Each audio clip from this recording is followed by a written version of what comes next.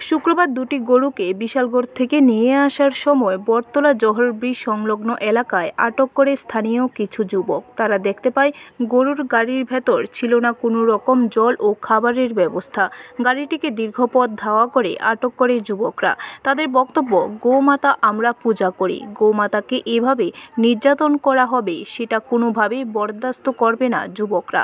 গাড়িটি আটক করার পর গাড়ি চালককে এবং সহচালককে জিজ্ঞাসা করে কিছু বিতর্কিত প্রসঙ্গ উঠে আসে। খবর দেওয়া হয় পশ্চিম আগরতলা থানায়। পুলিশ ঘটনাস্থলে ছুটে গিয়ে TR02D1848 নম্বরের গরু বোঝাই গাড়িটি আটক করে।